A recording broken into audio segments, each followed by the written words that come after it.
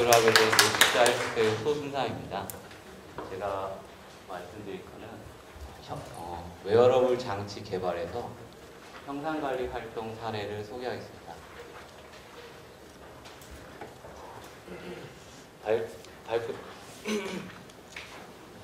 발표 순서는 다음과 같습니다. 먼저 저희 회사 소개를 간단히 한 다음에 저희가 형상관리를 도입하게 된 배경, 그 다음에 형상관리 활동 내용을 말씀드리고 네.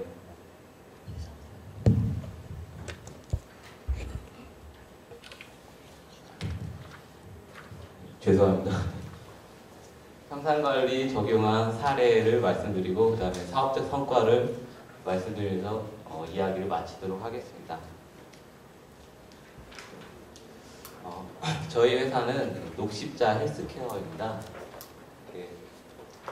회사 상호에서 보듯이 녹색이나 십자가, 헬스, 케어 네 가지 어휘가 이렇게 섞여 있는데 다 좀 긍정적인 어휘들을 이렇게 이름이 지어졌고 그런 만큼 저희 회사 내 분위기는 굉장히 인간적이고 고객들한테도 상당히 인간적인 회사라고 생각을 합니다.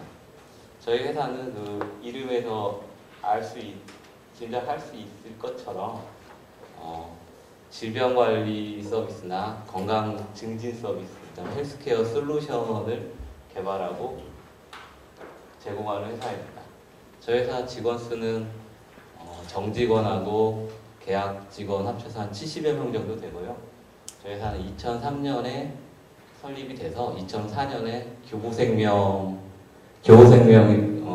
고객 건강관리 서비스를 제공하면서 본격적으로 사업을 시작했고 2006년에는 한국형 유비쿼터스 당뇨관리 시범 서비스라든지 그 다음에 2009년에는 유헬스케어 시스템을 구축하고 운영하는 사업, 그 다음에 2012년 효드림 텔레케어 서비스 같은 어떤 헬스케어 서비스에서 좀 혁신적인 서비스를 많이 수행해왔습니다.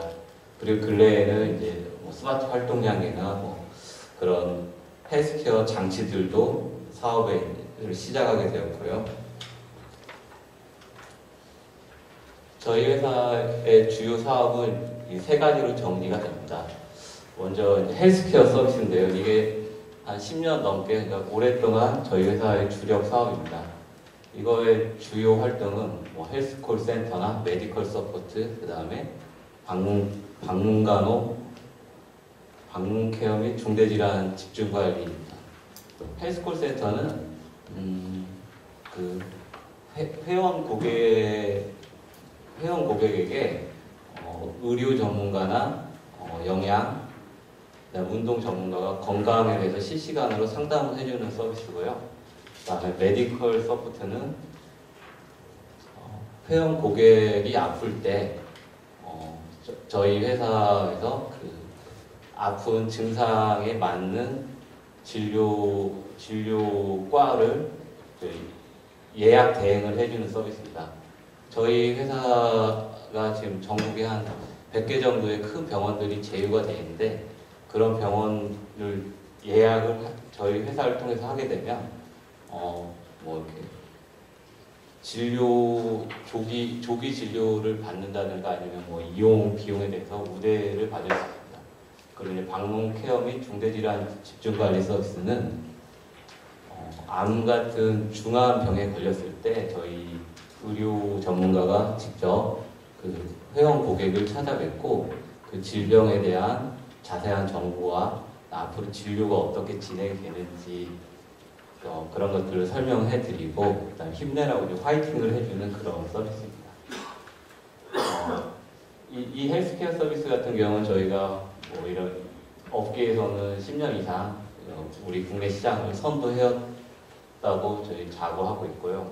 그 다음에 근래에 이제 저희가 두 가지 사업을 더 확장하게 되는데 의료관광 사업이 그 하나입니다. 의료관광 사업은 해외 환자를 유치하거나 아니면 국내 의료 서비스를 뭐 중동이나 중국 같은 데 수출하거나 아니면 국내의 병원을 홍보해주는 그런 서비스입니다.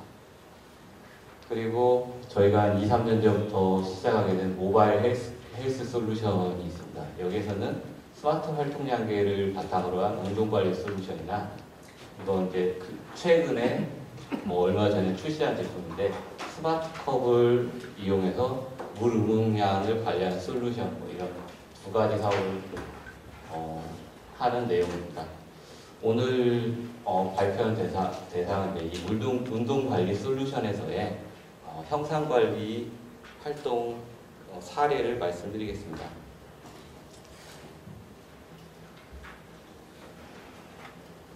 저희가 운동관리 솔루션을 한 2, 3년 정도 전에 시작을 했는데 그때 당시에 헬스케어 산업의 동향은 적극적으로 그 전에도 뭐 예방이나 뭐 치료에서 예방, 뭐 관리 이런 얘기는 많았었는데 근래에 들어서 적극적인 예방이 가시화되고 있던 상황이고 그 다음에 IT 산업과 기존의 의료, 건강 산업들이 융합이 가속화되는 시점이었습니다.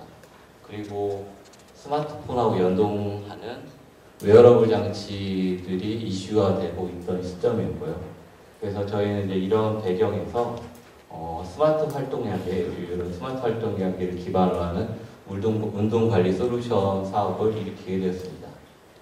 이 운동관리 솔루션은 이렇게 세 가지로 구성이 됩니다. 하나는 몸에 이렇게 진입을 다니는 스마트 활동량계고 이것은 뭐 신체에서 필요한 신호들을 측정하게 되겠고요.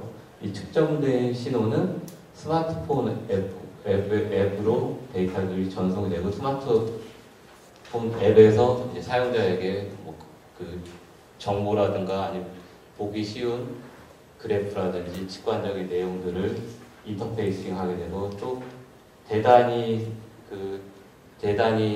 다량 사용자의 데이터들이 데이터 서버로 다 저장이 되고 대단히 고객들한테 대해서 서비스를 운영하는 게 이제 데이터 서버인데 세 가지로 운동관리 솔루션은 구성이 되고 이게 이제 하나의 제품들을 이룹니다.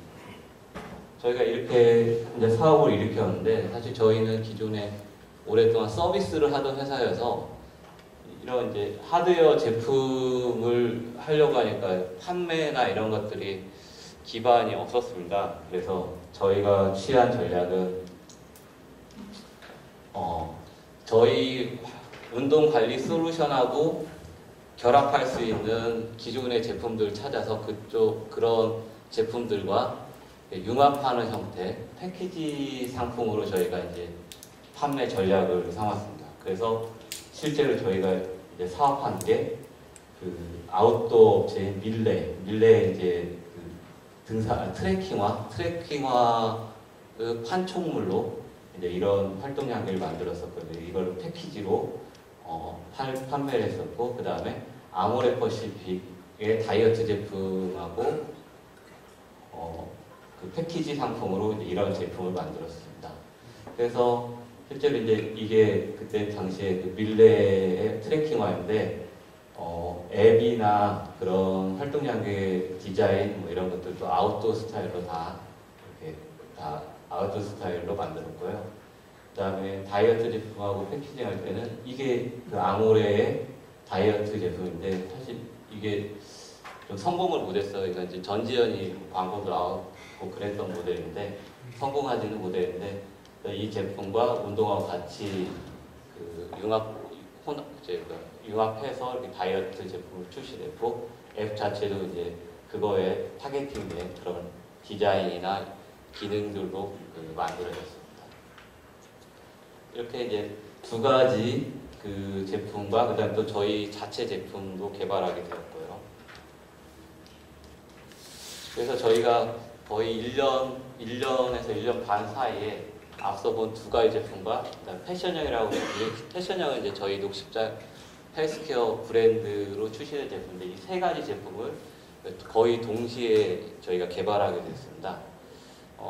사실 뭐 모양은 다르고 기능은 비슷하지만 이게 비슷한 것 같으면서도 굉장히 좀 용도나 아니면 스펙들이 좀 다양합니다. 예를 들면 아웃도어용 제품 같으면은 그 단순하게 LED를 이렇게 고개가 인터페이싱 하는 반면 다이어트 푸드용 제품 같으면 픽셀이 있는 그런 OLED 디스플레이가 적용이 되었고, 패션용 같으면 OLED 디스플레이에 터치스크린까지 적용되는 것처럼 이렇게 각자가 비슷하면서도 다 이렇게 조금씩 다른 그런 스펙을 가지게 되어 있습니다. 세 가지. 통신도 마찬가지로 이 두 제품은 오디오 통신을 하는 유선 방식인데 반해 패션용 같으면 블루투스를 통한 무선 통신을 하게 되었고, 그다음에 앱이나 그 서비스 같은 경우도 비슷하면서도 이렇게 각자 그 패키징하는 상품에 맞춰서 이렇게 조금씩 기능들의 차이가 있었습니다. 이렇게 많은 제품 여러 가지 형태로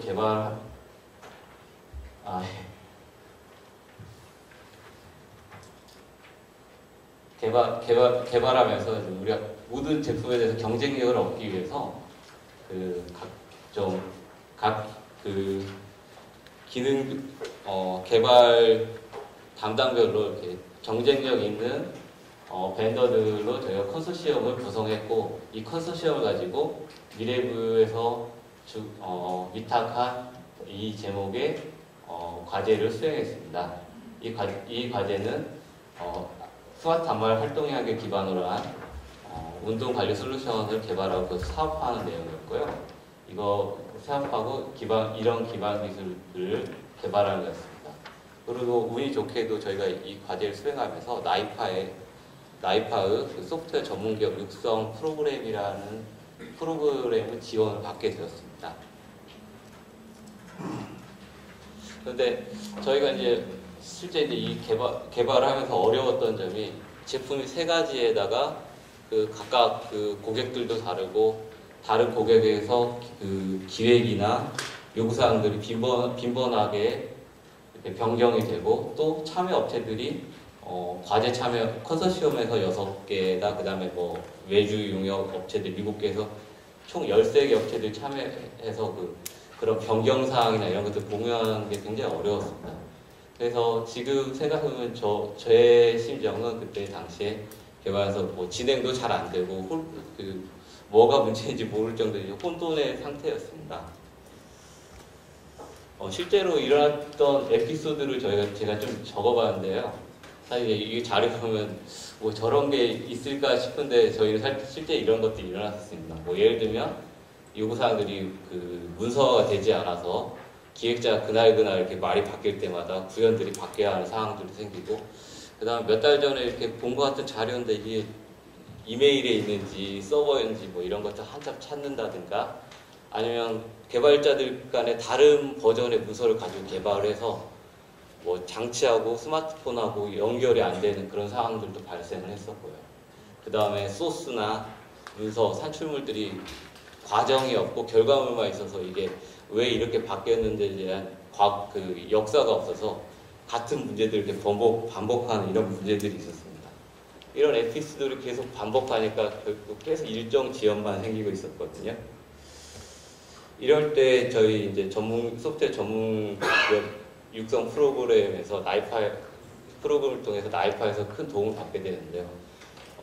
과제 한 중간쯤에 저희가 이제 일정은 많이 지나고 진행이 잘 안 됐을 쯤에 뭐가 문제인가에 대해서 나이파에서 이런 진단을 받았는데, 나이파에서는 산출물이 부족하고 그다음에 그나마 있는 산출물도 어디 있는지 정리가 못 찾겠다, 정리가 잘 안 돼 있다. 그다음에 개발 참여자들 간의 커뮤니케이션 수단도 없고, 그다음에 이력을 확인할 수 있는 그런 방법도 없다.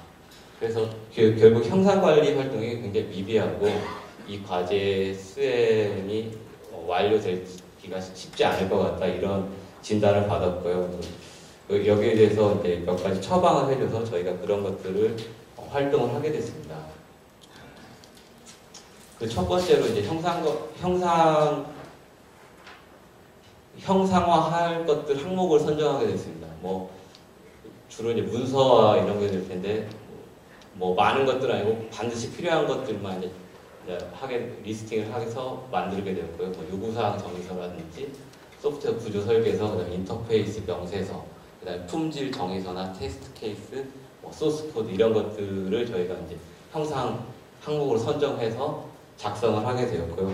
사실 이것도 작성할 때 뭐 형식들도 많이 다르고 뭐 여러 가지가 있겠지만 저희가 사실 이게 경험이 부족해서 나이파에서 저희 실정에 저희 실력에서 작성할 수 있는 것들을 가이드를 해줬고 샘플 제공해서 저희가 그것들을 작성했고 또 그 작성한 것들을 나이파에 제시를 해준 나이파에서 이제 다 전문위원들이 첨삭을 해서 뭐 이제 그런 식으로 저희가 도입을 하게 되었고요.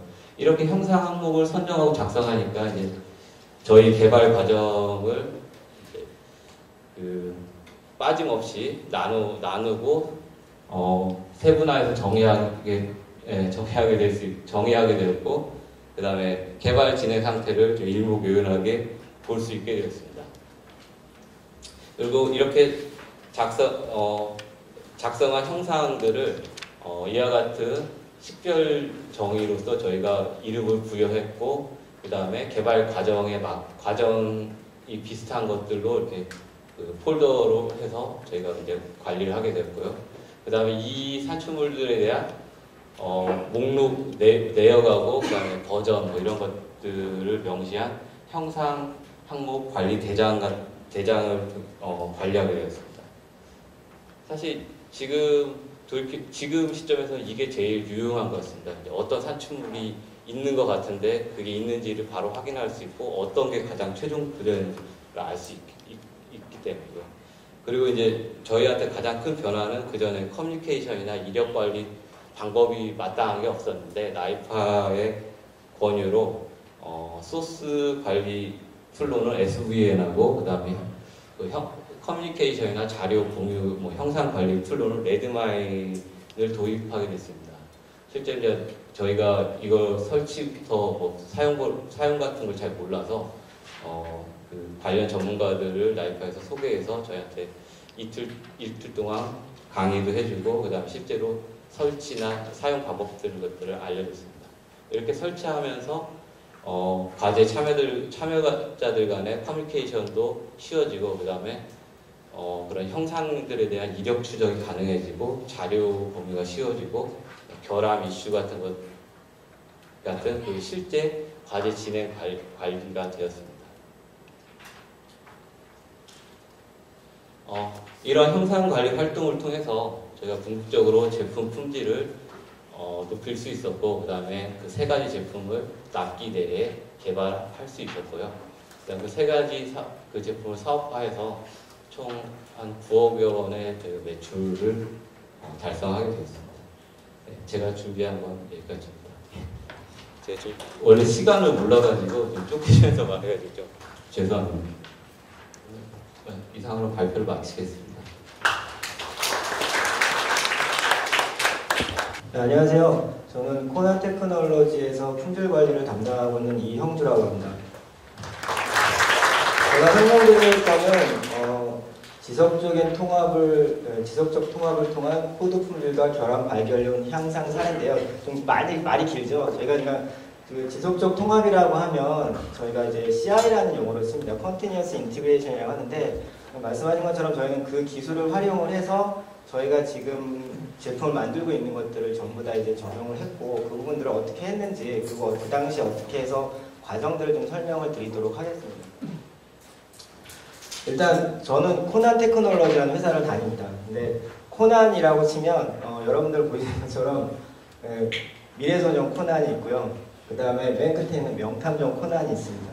그리고 또 찾아보니까 중간에 또 이런 영화가 있더라고요. 그리고 또 이게 만화 속에 나오는 주인공 이름이 코난이더라고요. 혹시 여기 있는 이 아놀드 슈왈츠제네거가 했던 영화 혹시 아시는 분 계신가요? 모르시나요? 그럼 혹시 여기 이 아리따운 여성에 나오는 만화 영화는 혹시 아시나요? 물론 모르시는군요. 이거는 야만인 코난이라고 해서 로버트 하워드라고 하는 그 작가가 1930년도에 만들었던 그 소설을 영화한 거고요. 이건 나루토라고 하는 요새 최근 많이 이렇게 보는데 그런 나오는 영화입니다. 좀 공학대 관련된 얘기를 하려고 하다 보니까 너무 딱딱한 것 같아서 설명을 했습니다.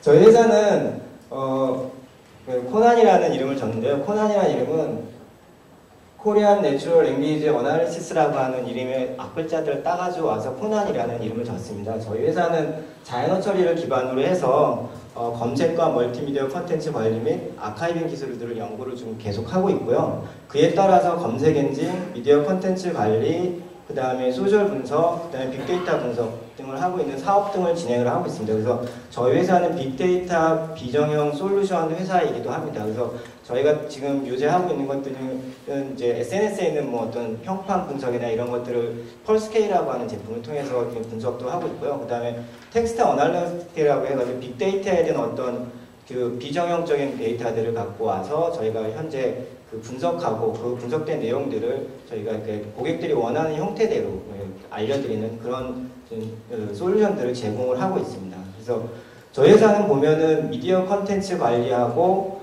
데이터 수집하고 빅데이터 분석하고 빅데이터 검색 이렇게 4가지 형태의 부분을 가지고 있는데요. 저희가 갖고 있는 그 미디어 컨텐츠 관리는 여러분들께 그 미디어에 대해서도 검색이 가능할까 이렇게 생각을 하실 수도 있는데 미디어도 검색이 가능합니다. 그리고 메타데이터가 있고 그 데이터 안에서 움직이는 데이터들을 다 검색을 하기 때문에 그리고 또한 그것들을 어떻게 하면은 방송에다 보내줄까 하는 워크플로우의 개념의 솔루션들이 있는데요. 이런 솔루션들이 우리나라 같은 경우는 대형 회사가 4군데뿐이 없잖아요. 저희가 그 납품을 하고 있는데 그런 제품들을 저희 납품을 하고 있고 그 다음에 데이터 수집은 저희가 지금 크롤링이라고 하는 거 있습니다. 그러니까 저희가 검색을 한다라고 하는 개념 속에서는 크롤링이라고 하는 게 있는데 그 크롤링을 하기 위해서는 그 크롤링에 대한 어떤 그 솔루션들이 있어야 되거든요. 저희가 그런 솔루션을 제품을 납품하고 있고요. 또 한 가지 이제 솔루션을 납품을 크롤링을 했으니 그 크롤링에 대해서 저희가 어떤 데이터들을 분석하는 작업들을 합니다. 요새 가장 많이 이루어지는 빅데이터 분석이라고 하는 것들인데 저희가 이런 것들을 검색을 통해서 또한 분석하는 시스템들을 통해서 저희가 갖고 있고요. 마지막으로 저희가 하고 있는 게 가장 큰 메인 제품이기도 한데 그 서치포라고 하는 어떤 검색 데이터, 빅데이터 검색을 할 수 있는 그 솔루션을 저희는 가지고 있습니다. 이번에 저희가 소개할 그 CI 적용된 건 저희가 가장 큰 제품이라고 할 수 있는 이 코난 서치4라고 하는 제품에다가 적용을 했습니다. 실제로. 그래서 2010년도에 저희가 실제로 코난 소프트웨어 개발 현실을 지금 말씀을 드릴 건데요. 보시면 저희는 품질관리팀이거든요. 근데 품질관리팀에서는 개발자들한테 이런 질문들을 굉장히 많이 했어요. 요구사항을 어디서 구해야 되죠? 요구사항 이번에 해야 되는데 갖고 테스트 케이스 만들어야 되는데 어떻게 하죠? 그리고 또 한 가지는 빌드는 어디서 받아오죠? 이런 내용들을 굉장히 많이 질문을 했고요. 솔직히 연구소 외에 또 이제 그걸 갖고 파는 영업이나 아니면 어떤 프로젝트 하시는 분들이 있을 거거든요. 그분들한테는 밑에 있는 것들을 굉장히 많이 했어요. 릴리즈는 어디서 받아야 되고 이번에 된 릴리즈 기능들은 어떻게 포함이 되어 있는지 그리고 또 한 가지는 내가 요청한 버그나 요청한 어떤 그 새로운 기능들이 이 릴리즈에 포함이 되어 있는지 이런 질문들을 저희가 2010년도에 굉장히 많이 받기도 하고 고민도 많이 했습니다. 그래서 이런 현상에서 저희가 그러면 어떻게 하면 좀 더 맞대고 어떻게 하면 좀 우리 소프트웨어를 좀 이렇게 개선을 좀 해볼까 이렇게 생각을 하다가 저희가 잡은 포인트는 에자일이라고 하는 포인트를 잡았습니다. 에자일은 저희 나라에는 2000년도 초반에 도입이 들어왔는데요. 2005년도, 6년도 지나가면서부터 저희 나라에 소프트웨어 어떤 그 개발하시는 분들이 어떤 그 센세이션을 일으키고 작업을 많이 하는 그런 개발 방법론 중에 하나인데요. 그 중에서 그럼 소프트웨어 그 에자일 기법을 사용해서 우리도 좀 소프트웨어를 좀 잘 만들자 그런 의기투합하는 자리를 갖고 저희가 저희가 이런 4가지 정도의 어떤 문제점들을 도출을 해냈습니다. 그 당시에. 첫 번째로는 배포 가능한 소프트웨어가 정말 어렵다. 이 얘기는 뭐냐면요. 자바를 개발하시는 분들은 빌드한다라는 과정이 굉장히 어렵지는 않을 거예요. 근데 저희 회사 제품은 1999년도에 저희가 이제 개발을 그때부터 시작을 했는데 그때 저희는 이제 C 개발자들이 많았거든요. 지금도 현재 C로 만들어져 있고 C로 돼 있어요. 근데 C로 개발을 했다라고 하는 건 모든 플랫폼 OS에다가 다 빌드를 해야 된다는 단점이 있거든요. 근데 대신 그게 최적화가 되면 그 OS들에 대해서 굉장히 잘 돌아가는 시스템이거든요. 자바는 그렇진 않잖아요. 근데 저희가 그런 어려움들이 있었어요, 실제로. 그리고 이 프로젝트를 하다 보니까 프로젝트에 대한 가시성이 좀 많이 부족했어요. 이게 뭐냐면 이번에 제품에 이번 테스트에 들어가야 될 기능들이 어디서 보니 어디서 확인이 하니 들어갔니 이런 것들을 확인할 길이 없었어요, 저희 자체가. 그리고 거기에 따라서 개발자들하고 QA들이 굉장히 소통이 힘들었어요. 나 여기다 넣었는데 그거 어떻게 확인해? 여기서부터 굉장히 이제 싸우기 시작하는 거죠, 저희들도. 그리고 또 한 가지는 이제 그러다 보니까 개발을 그렇게 해서 통합을 해서 저희가 이제 단위 테스트를 하고 이제 해야 되는데 단위 테스트를 거의 못 하죠. 그렇게 되면. 그럼 나중에 어떻게 되냐? 통합 테스트 때 저희가 테스트를 왕창 하죠. 그러면 어떻게 되겠어요? 여러분 다 아시는 거예요, 지금. 다 아시는 거예요. 그 통합 테스트 때 저희가 한 3번의 그 테스트를 통해서 끝내자 이렇게 생각했지만 결코 그렇지 않죠. 한 4번이나 5번, 길게는 한 10번 정도 가야지 이제 그 릴리즈를 하는 단계까지 가죠.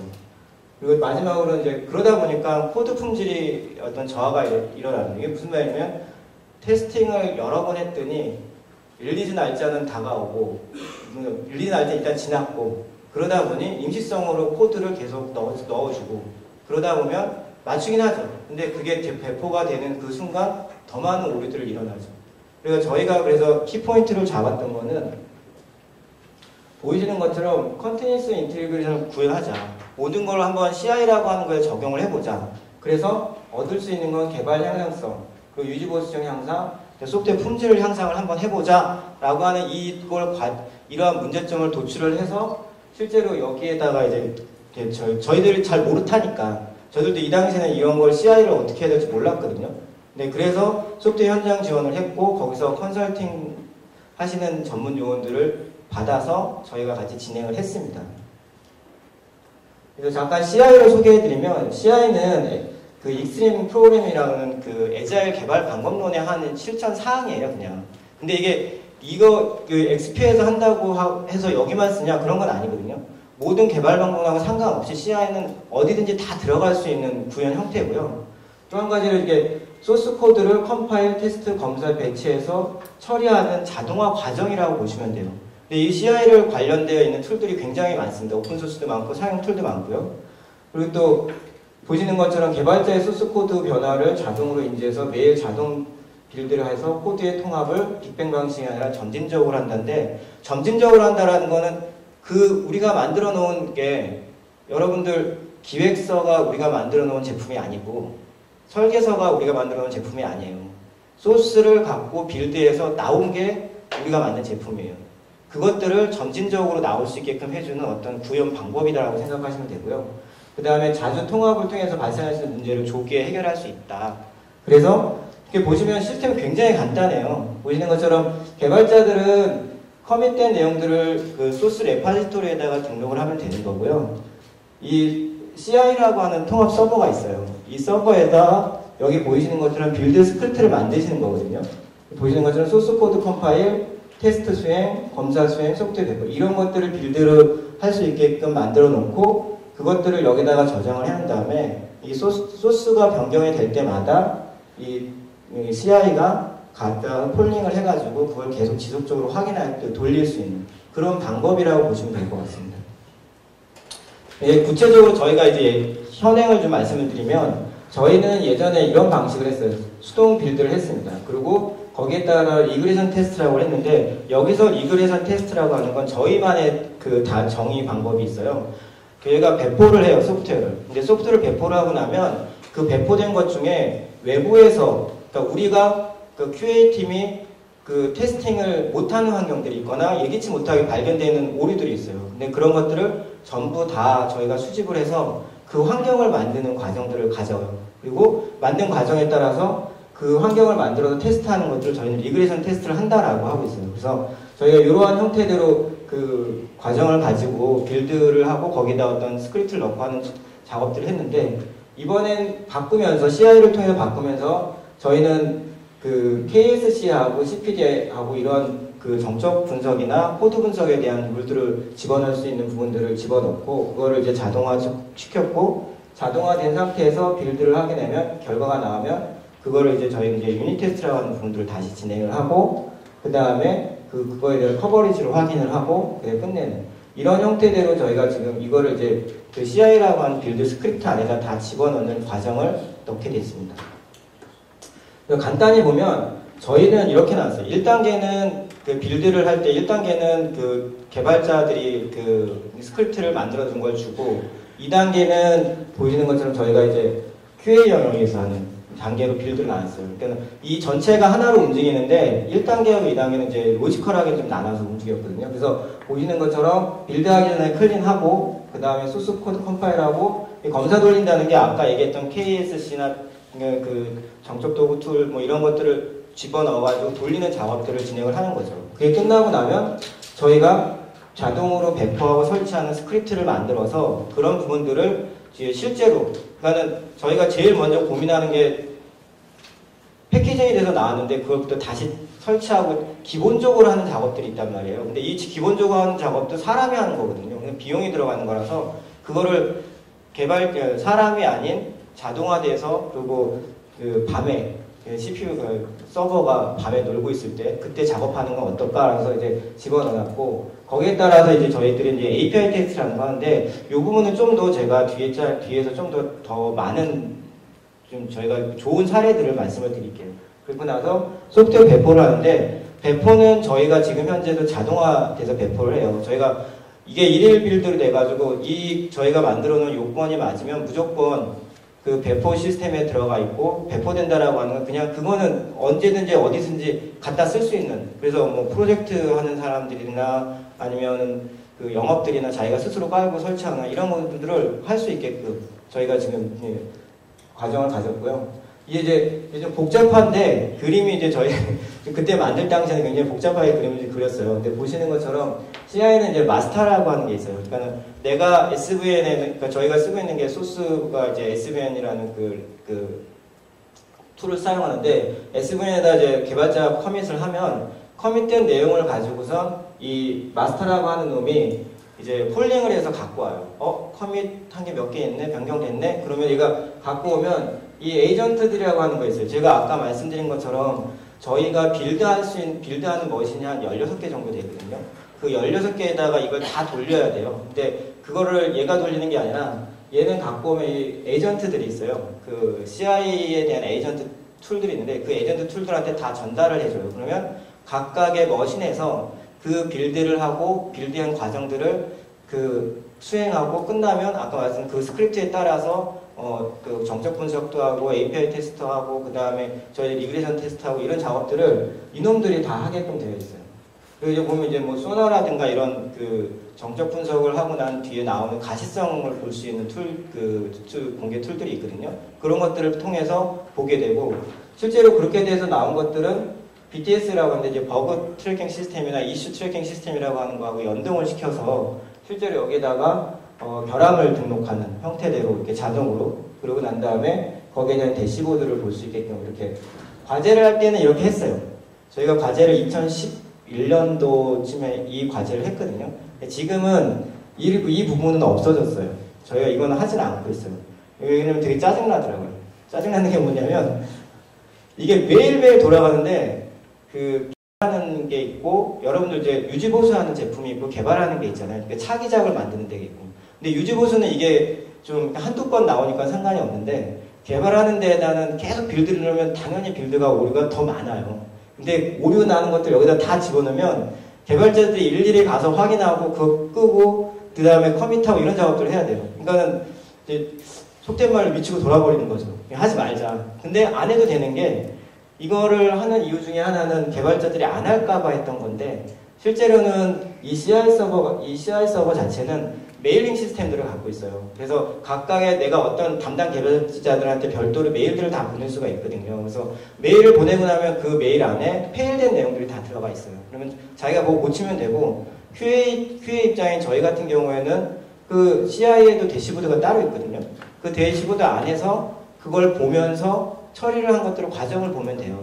근데 그것들을 일부러 여기다 이렇게 집어넣고 한다는 자체가 과한 투자가 된다라고 생각이 들고 판단이 돼서 이 과제를 수행하고 난 뒤에 저희가 다음 해부터 싹 다 없애버렸습니다. 대신 근데 통계를 내거나 할 때는 메일이 왔던 것들이 이제 자동으로 오기 때문에 그걸 내가 메일 함에다가 자동으로 넣어놓고 그 기간에만 그걸 뽑아내면 통계가 나오거든요. 그러면 이제 QA 입장에서는 통계를 해야 되니까 결함에 대한 발견이나 이런 걸 확인하려면 그걸 갖고 통해서 확인할 수가 있기 때문에 어느 정도 상세 작업은 했습니다. 그래서 저희가 성과 분석을 했는데 이 작업을 하고 나서 저희가 지금 못했던 거, 저희 생산성에서는 빌드 지원 때문에 말한 대로 이제 프로젝트 지원이 됐죠. 예산이 좀 지원됐고 효율적으로는 수동 광고를 하죠. 그러니까 제가 제일 힘들었던 것 중에 하는 게 이런 수동적인 빌드거든요. 이걸 하다 보면은 이제 빌드가 조금 복잡한 데가 있어요. 그 어떤 데냐면 자바를 만들 때도 컴포넌트별로 자바를 개발하다 보면 그 빌드 환경이 다 달라지거든요.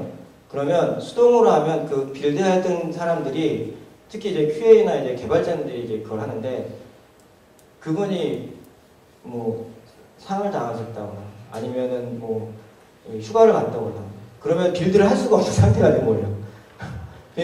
저는 그런 경험을 많이 겪었거든요. 그래서 그게 되게 싫었어요. 그래서 이런 부분들에 대한 걸 없애자. 그래서 이런 부분들이 있었고, 그다음 코드 쪽에서는 재작업하는 시간이 정말 많이 줄어들었어요. 그래서 정성적으로는 결함에 대한 추적성을 향상을 시켰어요. 이때 그 BTS 쪽 이제 버그 트래킹 시스템하고 통합을 했으니까. 근데 이제 이 부분은 이제 그냥 CI에서도 그냥 볼 수 있기 때문에 정착이 됐고, 그다음 개발 업무에 대한 부담이 축소를 했습니다. 이 부분은 뭐냐면 빌드와 테스팅과 그 다음에 API 쪽 관련된 테스팅 모든 것들을 다 집어넣었기 때문에 저희가 개발자들은 개발만 하면 돼요, 그냥. 그리고 QA들은 그거에 대한 것들을 보고 실제로 스크립트를 통해서 계속 짜서 그 내용들을 계속 집어넣기만 하게 돼요. 그래서 비용을 굉장히 줄이는 작업들을 했고요. 그 다음에 회원 문화 정착인데 이거는 뒤에 가면 조금 더 설명을 드릴게요.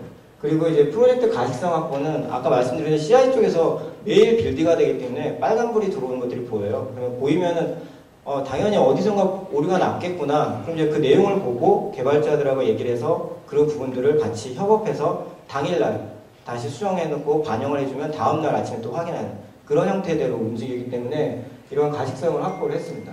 그리고 뭐 제품 출시에 대한 자신감을 획득을 했다고 했는데 실제로는 저희들 뒤에 또 설명을 드리면 SP 인증도 그냥 자연스럽게 받았거든요. 이걸 하면서. 근데 이제 정량적으로는 저희가 코딩 표준 검사에 대한 부분들을 만들었고, 그 다음에 저희가 이제 전사 코딩률을 확정을 했고, 그냥 다인 테스트에 대한 API 테스트를 하기 위해서 이런 표준적으로 86개에 대한 걸 만들었고, 연말까지 뭐 240개 그 당시에 하겠다라고 했었던 게 있었는데, 지금 더 많아졌거든요. 그리고 이제 자동 빌드를 하기 때문에 저희는 평균 한 3시간 내에, 그 전에는 한 6시간, 7시간 걸린 적도 있었어요. 빌드 할 때. 이게 그렇게도 오래 걸리나? 이렇게 했는데, 하나의 빌드를 할 때 저희가 7개의 버전이 있거든요. 유지보수하는 버전이. 납품, 현재 나가 있는데. 그런 것들을 다 같이 해야 되는 거기 때문에 그 부분들을 굉장히 많이 줄인 거죠, 저희로서는. 그래서 2015년도에 이제 저희가 지금 4년이 지나 흘렀거든요. 그러고 나서 보니까 저희가 이걸 좀 해주십시오라고 요청이 들어왔을 때 당연히 해드리겠습니다라고 표를 작성하다가 그 당시하고 지금하고 변경된 게 뭐가 있지 하면서 이제 정리를 좀 했던 장표예요. 그래서 보시면 저희가 메인 제품이 한 7개가 있어요. 그러니까 그 메인 제품에 유지보수를 하기 위한 버전을 나눠놓고 그 버전에 16개에 대한 빌드 머신들이 있거든요. 이 빌드를 할 수 있게끔 이런 것들을 이렇게 자동화시켜 놓은 거예요. CI를 통해서.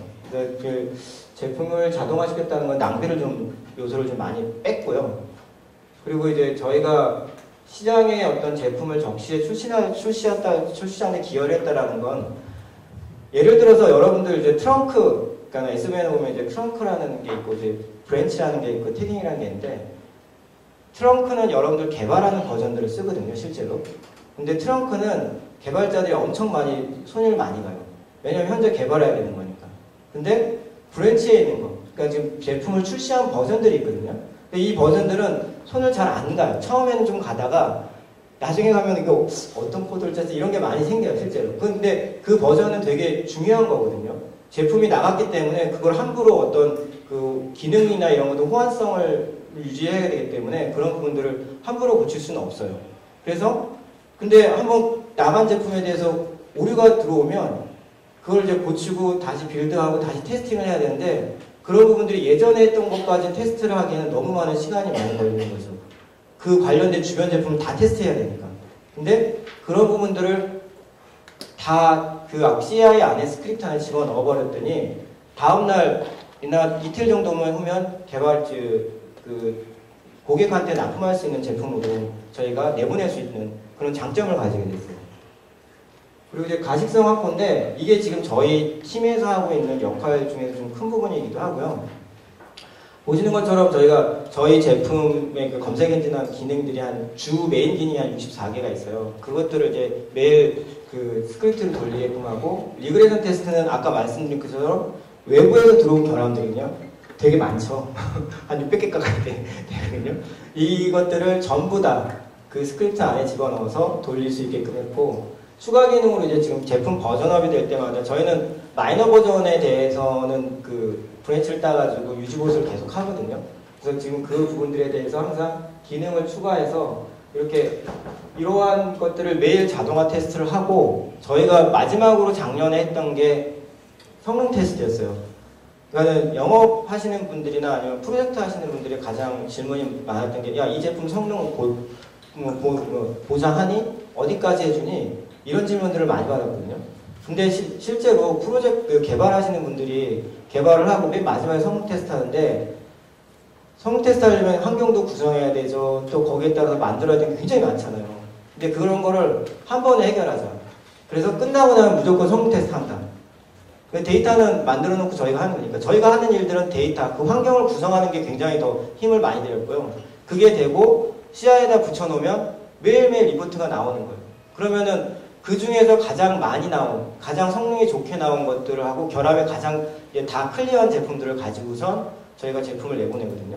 그래서 이런 것들을 이제 CI에다 붙여서 작업을 했고요. 그리고 났더니 저희가 뭐에 대한 자신감이 생겼냐면 형상관리, 이슈관리 시스템, 문서관리 시스템 이런 것들을 다 연동하는 거에 대한 부분들이 굉장히 자신감이 생겼어요. 어떻게 하면 이게 좀 효과적으로 움직이는구나. 이게 왜 이 소프트웨어를 얘가 그 공개 소프트웨어나 이런 것들을 공개 툴을 활용하면 어떤 것들이 이점이 있구나라는 강점들을 알게 됐어요. 그래서 그 연계하는 작업들을 굉장히 많이 노력을 많이 했어요, 저희들이.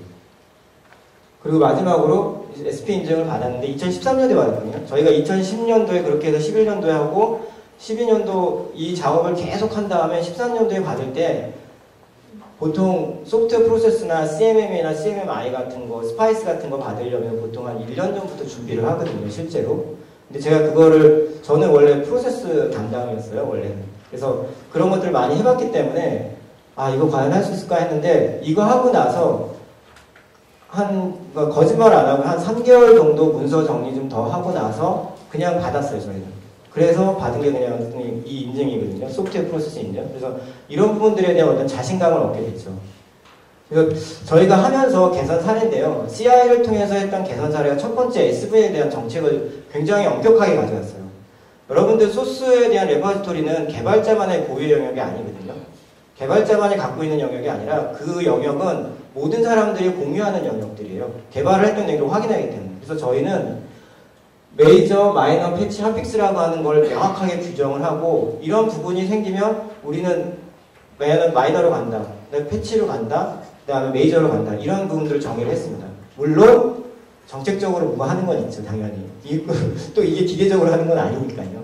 그리고 또 한 가지는 소스에 대해서 트렁크 브랜치 태그라는 것들이 있는데 실제로 이건 되게 엄격하게 지켜지고 저희 팀에서 관리하고 개발자들은 손을 못 대게끔 대신 이제 그 안에서 개발하고 소스 커밋하는 건 당연히 해야 되는 거고 이런 태깅이나 브랜치나 태그들을 굉장히 엄격하게 유지를 가져왔습니다. 그리고 여기에 따른 SVN의 로고들이 있잖아요. 그 로고 규칙들이 있는데 많은 사람들은 아실 것 같은데 그 SVN 자체에 보면 로고 규칙을 정의하는 내가 또 따로 있어요, 그 안에. 그래서 그것들만 잘 활용을 하면 그 개발자들이 점을 집어넣다고 하든가 아무것도 안 집어넣고 그냥 커밋을 한다든가 이런 것들을 오류를 방지하는 그런 것들을 만들 수가 있어요. 그래서 저희는 이렇게 엄격한 그 SVN 정책을 정의를 했고요. 그리고 또 한 가지는 이제 저희가 툴들을 연동을 했다고 하는데 저희가 기본이 되는 건 SVN입니다, 진짜.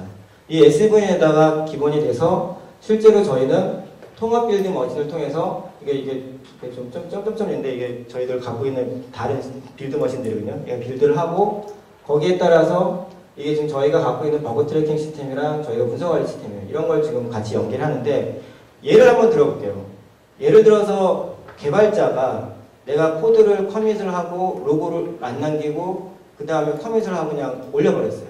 그래서 저희가 그거를 지금은 현재 그렇게 해도 저희는 못하지만 그렇게 해서 저희가 통합 빌드를 하고 난 다음에 거기서 나오는 걸 가지고 저희가 그걸 가지고서 이제 QA를 해야 돼요. 실제로 그 뭐가 고쳐졌으니까 보증은 해야 되잖아요.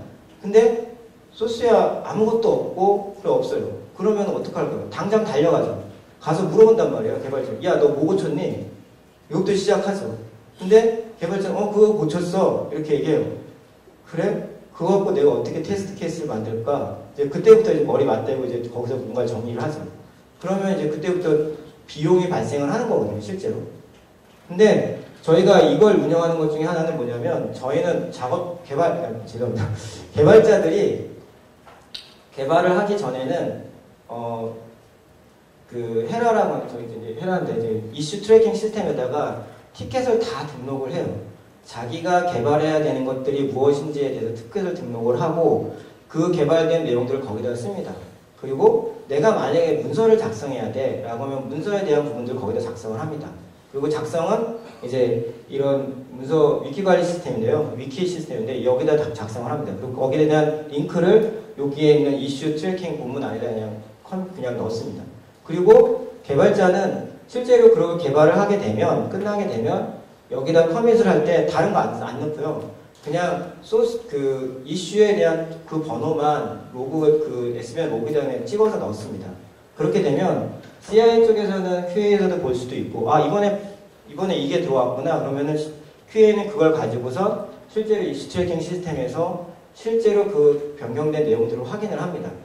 그럼 이제 그때부터 이제 조금 더 이제 발전된 형태가 뭐냐면 개발자들이 이슈 트래킹에다가 내가 이거 개발했어라는 걸 쓸 때 좋은 개발자는 좋다라고 하는 건 이제 저희한테 좋은 거죠. QA들한테 좋은 개발자는 거기에다가 어떤 기능인데 이걸 테스트하기 위해서 이러이러한 것들이 들어가 있습니다라고 하지만 그 개발하는데 바쁘신 분들은 거기다 딱 한 줄 써요. 이러이러한 개발하면 그때부터 또 문제가 되거든요. 근데 그런 것들을 계속 하다 보니까 개발자들도 많이 바뀌게 되는 거예요. 이렇게 하면 더 좋으니까 내가 시간 안 들여도 QA들이랑 얘기 안 해도 알아서 테스트하네? 이렇게 돼버리거든요. 그래서 저희가 이러한 형태대로 이제 그 시스템을 연계를 하다 보니까 문서도 그냥 자동으로 있는 것들은 저희가 찾아가서 보고 트래킹이 되는 거거든요. 실제로 개발에 대한 트래킹이 다 되거든요. 그래서 연동에 대한 부분은 필수로 가져가면 굉장히 효과적이구나 이런 것들을 저희가 체험을 했죠. 그리고 이게 지금 아까 말씀드렸던 저희들 CI거든요. 여기 빨간색으로 되어 있는 부분이 이제 제품군들인데 버전인데 이 빨간 것들은 이제 오류가 난 것들이고 그래서 보시면 이제 그 파란색으로 이렇게 잡들이라고 해요. 저희는 이거 하나하나 이 잡들이 지금 이렇게 쭉 있는데 이 잡들에 대해서 파란색이면 문제가 없구나. 그다음에 이런 식으로 빨간색으로 돼 있으면 들어가서 담당 QA가 자기 거 보고 문제가 있으면 이제 확인하는 형태대로 가고 아까 말씀드린 것처럼 저희가 한 181개의 잡을 만들었어요. 한 4년 동안 지나가면서. 그래서 그게 매일매일 지금 돌아가는 형태대로 움직이고 있습니다. 그리고 이거는 이제 그러다 보니까 역으로 했어요, 저희가. 그렇게 하다 보니까 프로세스를 그냥 만들었어요. 그리고 나서 거꾸로. 그래서 계획, 요구 분석, 설계, 구현, 테스트, 종료라는 이런 그냥 폭포수 모델을 가지고 저희가 요구 분석부터 구현까지는 이터레이션을 계속 돕니다.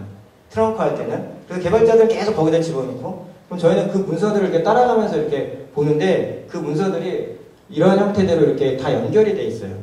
그래서 어떤 문서를 보려면 그 윗단에 가서 보면 되고 그 문서들은 다 연결되어 있기 때문에 그 문서들을 확인해 가면서 저희가 개발자들 간의 어떤 소통이나 이런 것들이 좀 움직이는데 문제가 없이 이제 회본데요.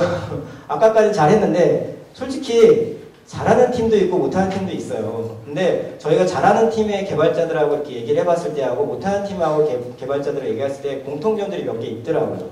근데 저희가 지금 4, 5년 지나가면서 이거를 전사에 확산하고 그러면서 계속 작업을 해왔는데 하다 보니까 실패한 팀도 있죠, 당연히. 근데 실패한 팀들에서 이런 얘기들이 많이 나오더라고요. 정말 CI를 가지고 빌드만 해요. 아무것도 안 하고 빌드만 해요. 그리고 거기에 따라서 연동도 잘 안 해놔요. 그리고 빌드한 내용들이 리포터로 뭐 이렇게 메일이 발송되거나 이런 것들도 안 해요. 피드백이 안 가요. 결국은 뭐냐면 그냥 하겠다라는 명분만 있는 거고 그 이후에는 아무것도 작업을 안 하는 거죠. 이 작업을 통해서 자기들이 개발자들이 변화되거나 QA들이 같이 변해야 되는데 이런 부분들을 안 하더라고요. 근데 잘하는 팀들은 보시는 것처럼 개발자들이 굉장히 좋아요. 무슨 뜻이냐면 모든 것들을 거기다가 다 집어넣을 수가 있어요. 내가 할 수만 있다면. 근데 그것들은 이제 간단한 스크립트 형태로 집어넣을 수 있는 거거든요. 그래서 굉장히 좋아합니다. 그리고 그 테스트 프레임워크와는 반드시 연계해야 된다고 하는데 이건 뭐냐면 저희는 테스팅을 할 수 있는 어떤 프레임워크를 오픈소스를 한다거나 그러지 않았어요. 전부 다 저희가 개발을 하면서 오픈 API를 다 빼놨어요. 개발을 하다 보니까. 그게 훨씬 더 효과적이라는 걸 느꼈고. 그래서 오픈 API를 빼놔다 보니까 오픈 API를 테스팅하는 테스트 스크립트를 저희들이 그냥 만들기 시작을 했어요. 그러다 보니까 됐는데 다른 데서는 이런 데를 이렇게 연결을 하더라고요. 근데 이거는 각각 상황에 맞춰서 각 회사마다 좀 틀리긴 한 것 같아요. 그리고 배포까지 연동해서 아예 배포한다. 마지막으로 저희가 이제 API에 대해 기능 테스트를 하는 것들이 연계돼서 하는 것들이 잘 되는 팀의 어떤 요소이라고 보고 있어요. 지금까지 설명을 드렸는데요. 조금 많은 것들을 설명을 해가지고 조금 이렇게 혼돈이 되실 수도 있을 것 같은데 이상으로 마치도록 하겠습니다. 감사합니다. 네, 안녕하세요. 저 N3N 주식회사의 김재희 유서입니다. 반갑습니다. 네, 원래 설명해 주시고 할 줄 알고 마음 먹고 있다가요. 갑자기 바꾸게 돼서 좀 당황을 했습니다. 사실 이게 앞부분에 발표했었던 사례가 몇 년 동안 이렇게 숙성을 해서 이렇게 발표를 해주셨던 내용이라 저희가 이제 작년도에 했던 사업에 지원을 받아서 했던 그 케이스하고 비교하면 좀 많이 내용적으로 부족한 것 같아요. 그래서 저희가 이제 어떤 식으로 과제를 하면서 활동을 했던 거에 대한 그런 내용을 좀 간략하게 말씀을 드리고요. 가능하면 시연까지 이렇게 하려고 했었는데 여기 노트북 세팅이 저희가 할 수 있는 시연 환경과 좀 안 맞아가지고 그거는 그냥 그 스틸 화면으로 그렇게 대체를 하겠습니다. 제목으로는 재난관리 시스템, 그 다음에 소프트웨어 테스팅 이렇게 얘기했는데 저희가 작년에 그 전문익성 기업 과제 그 사업하고요. 또 어떻게 하다 보니까 현장 적용 사업에도 같이 좀 될 사례가 있어가지고 두 케이스를 같이 좀 섞어놨습니다. 그러다 보니까 제목은 소프트웨어 테스팅까지 들어갔긴 했는데요. 실제로 이 안에 내용은 좀 고민을 어떤 방향으로 할까 고민을 하다가 전반적으로 이제 프로세스 세팅하는 부분 저희 관리 그 소프트웨어 품질 관리에 어떻게 세팅이 되는가 하는 부분 그리고 저희가 나가는 방향 쪽에서의 어떤 부분이 도움이 됐는가 이런 쪽으로 좀 포커스를 해서 말씀드리겠습니다. 순서는 있고요. 저희 회사 소개를 드리겠습니다. 저희는 영상 보안관리 솔루션의 기업입니다. 시작해서 여러 기업과 관공서를 대상으로 수많은 프로젝트를 진행했었고요. 현재로서는 IoT 빅데이터 시각화 전문 기업으로 방향을 잡고 개발을 진행하는 중입니다.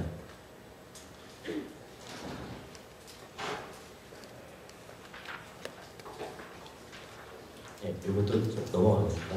동영상이고요. 회사가 저희 1999년도에 설립이 됐습니다. 그래서 처음 시작할 때는 통합 컨트롤 시스템 또 DID 이런 하드웨어하고 거기에 연계된 어떤 소프트웨어 개발 중심으로 진행하다가요. 2010년도 후반, 2010년도 지나서부터는 본격적으로 소프트웨어 개발하는 기업으로 저희가 방향을 잡고 그러면서 저희가 두 회사가 합병을 했습니다. 합병하면서 소프트웨어 개발 전문 기업으로 방향을 잡고서 이노아치라는 영상 보안관제 브랜드를 런칭했고요. 작년하고 올해부터는 이제 빅데이터 시각화 솔루션 쪽으로 추가적인 사업 방향을 잡고 진행하는 중입니다. 영영 한 16년 정도 됐습니다.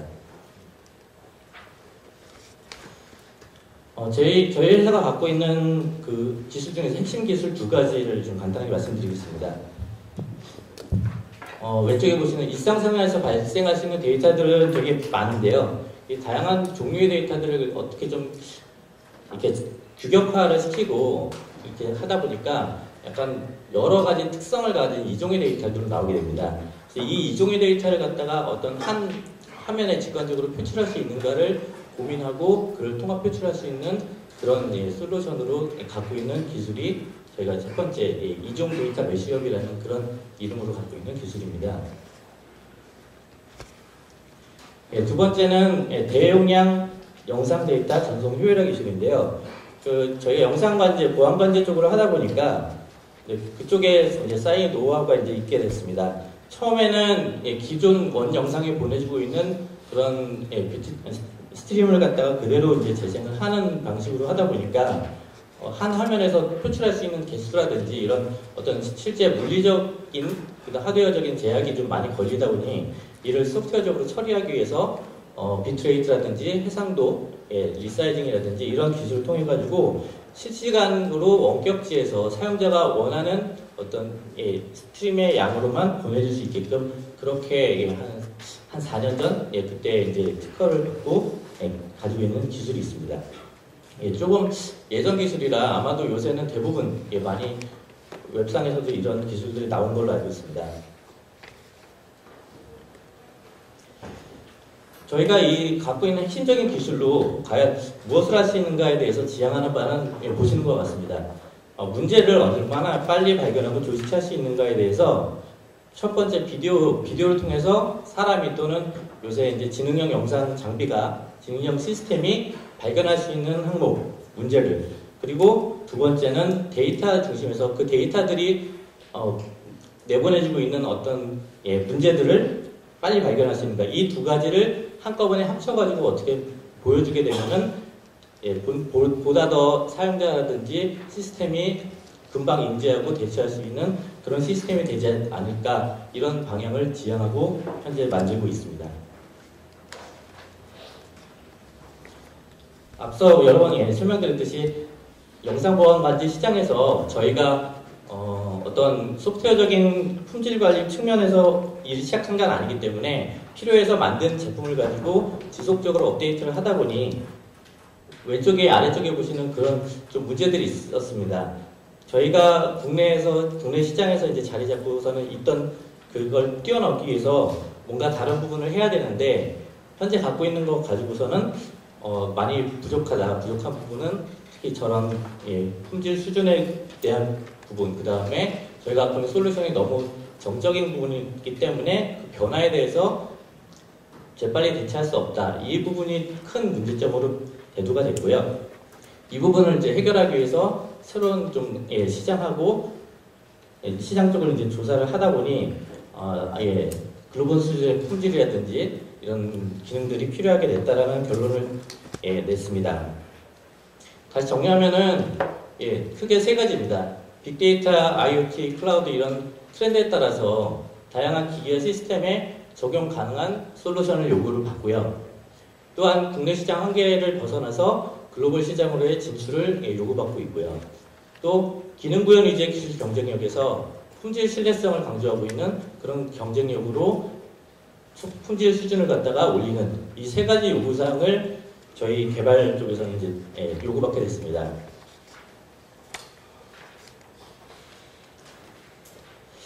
이 부분을 해결하기 위해서 저희가 갖고 있는 현재 이슈를 분석을 하고요. 이 분석된 이슈를 어떻게 해결할 수 있는지에 대한 고민을 하다 보니까 처음에는 이제 저희가 갖고 있는 자체 역량으로 한번 해결을 해보려고 이것저것 시도를 많이 해봤습니다. 해보다 보니 갖고 있는 노하우라든지 또 여러 가지 도움이 많이 필요하게 돼서 그런 부분이 어디가 있을까 고민을 하게 됐고요. 고민을 하다 보니까 전문기업 육성 과제, 그 다음에 현장 적용 과제를 통해서 이러한 문제들을 갖다가 도움을 받을 수 있는 시작을 할 수 있겠다라는 그런 이제 결론을 받았습니다. 이 전문기업 육성 과제에서 저희가 이제 시스템으로 과제를 선정받게 된 구성은 이렇습니다. 이동형 상황관리 시스템이라고 해서 간단히 보면 이동형 상황실을 꾸몄습니다.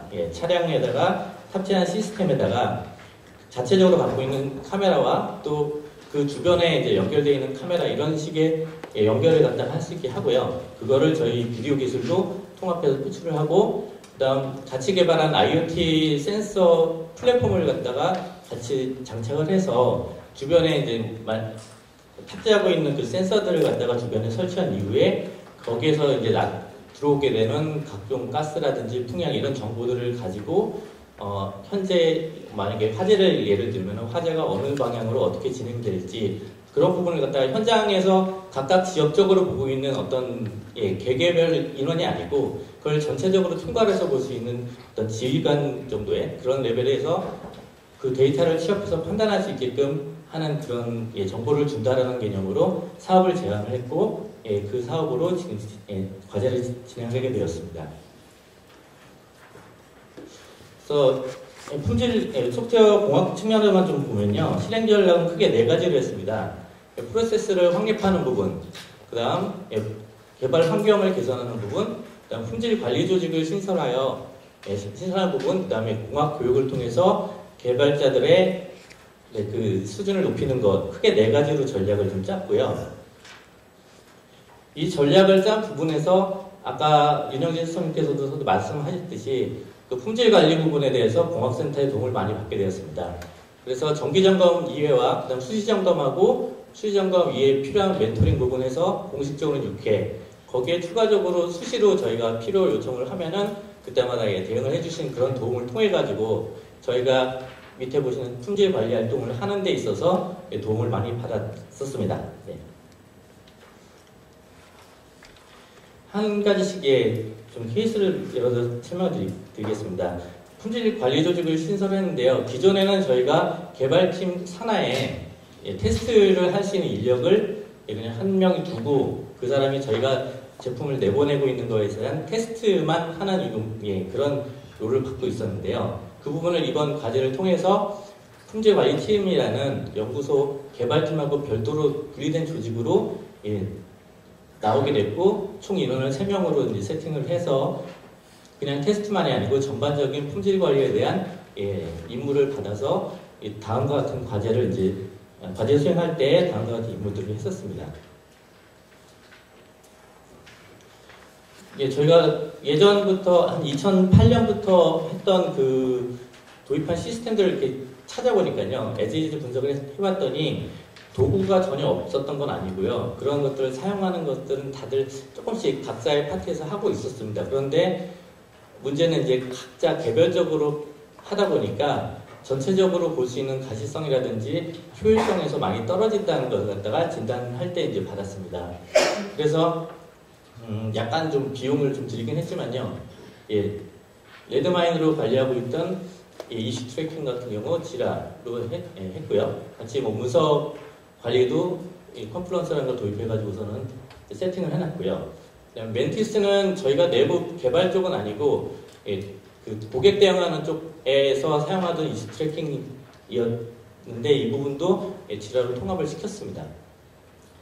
그 다음에 아래 밑에 보시면 깃 예전에 서브 버전하고 깃을 이제 하고 있었는데 이 부분에 대해서 이슈는 저희가 아까 처음 말씀드렸던 글로벌 이슈에서 미국 법인을 세웠습니다. 작년에 11월에 세우고 난 다음에 미국 현지에도 지금 개발팀이 셋업이 됐고 또 한국에서도 주전이 나가서 개발 업무를 담당하게 되는데 이 미국 인원들이 이제 한국에 있는 서버로 들어와가지고서는 어떤 코드나 이런 형상 관리 하다 보니 좀 네트워크적인 문제도 있고 어떤 이슈를 하는 데 있어서 좀 많이 좀 이슈 애로사항이 생겼습니다. 그래서 그 부분을 아예 비트버킷이라는 깃 기반의 플러그 사이트에서 관리를 할 수 있도록 그렇게 이제 세팅을 했고요.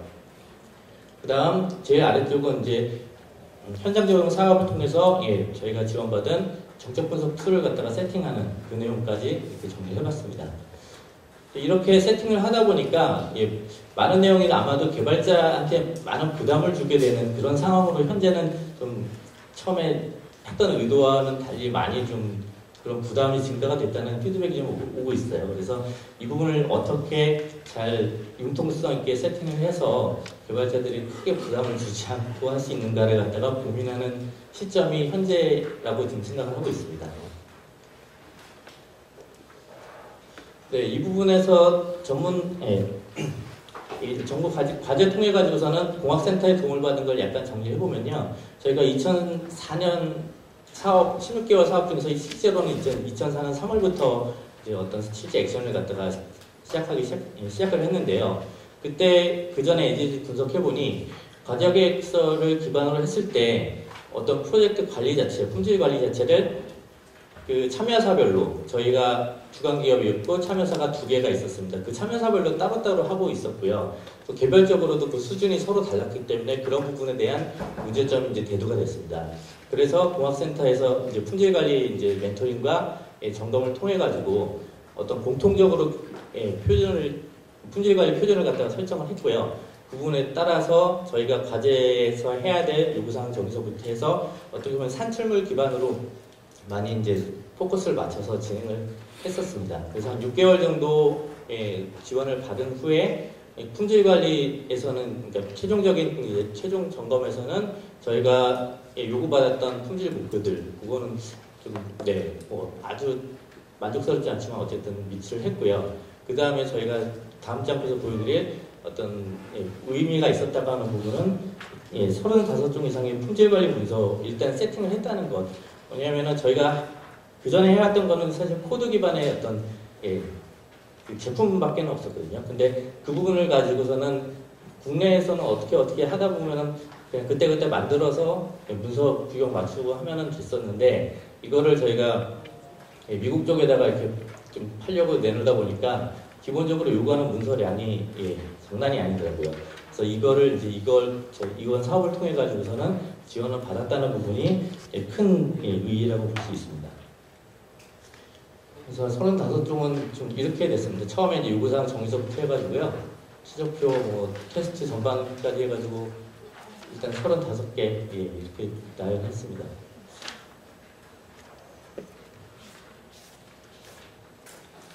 네, 이거 성과가 일단 그 과제의 사업은 아직 좀 사업화하고 실제적으로 매출이 일어나는 건 조금 시간이 걸릴 것 같고요. 이거 기반으로 저희가 개발팀의 어떤 하기위한 셋업이 됐다고 생각하고 이 품질 수준을 갖다가 가지고 미국 쪽에다가 좀 제품을 어프로치를 하니까 어떻게 잘 성과가 나와가지고 작년에는 이제 시스코라는 그 미국 네트워크 회사에 그쪽에 저희 제품을 납품을 하게 됐고요. 올해도 아마 올해 말 정도에는 추가적인 매출이 있을 걸로 생각이 됩니다. 거기다가 덧붙여서 저희가 시스코에서 직접 국내 최초로 투자를 받았습니다. 처음으로 투자 받은 걸로 알고 있고요. 그 다음에 이 기사는 스플렁크라는 빅데이터 엔진 솔루션 회사가 있는데 거기에서 닷컴프라는 행사를 매년 진행하고 있습니다. 그 행사에서 작년에 저희가 했던 기사를 나온 거고요. 올해도 딱 마침 21일부터 24일까지가 지금 현재 기간이거든요. 그래서 저희 이제 작년에 보냈던 건 데모였고 올해는 실제 클라우드 기반으로 이제 실제로 돌아갈 수 있는 그런 베타 서비스를 오픈해서 닷컴프에 지금 부스에서 시연하고 있습니다. 이것까지 지금 사실 보여드리려고 했었는데 이게 저희 크롬 기반에서 돌아가는 거라 이게 안 돼가지고 관심 있으시면 제가 URL 나중에 알려드릴게요. 네, 이런 거기에 마지막으로 저희가 우수기술연구센터라고 해가지고서는 산자부의 과제에 저희가 과제 방향의 로드맵을 가지고 이런 기술을 가지고 이런 제품을 만들겠다라는 그러한 부분을 좀 인정을 받아가지고 올해 6월달에 인정을 받고 한 최대 4년까지 지원을 받을 수 있게 됐습니다. 그래서 사실 현장 적용 도움을 작년에 받아가지고 올해도 너무 좋아가지고 한 번 더 받으려고 신청을 했다가요 떨어진 기업이었거든요. 근데 다행히 이쪽이 돼가지고 이걸 통해서도 저희가 소프트웨어 품질 활동은 계속 할 수 있게 그렇게 진행할 예정입니다. 네, 이상 마치겠습니다. 감사합니다. 네, 안녕하세요. 마지막 발표를 맡게 된 엑스테크 권영재입니다.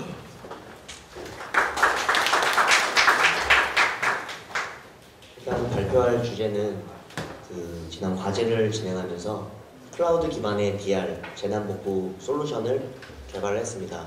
이 과제를 진행하면서 어떤 품질 활동을 했고 기존의 품질 활동에서 어떤 부분을 개선했는지에 대해서 설명드리도록 하겠습니다.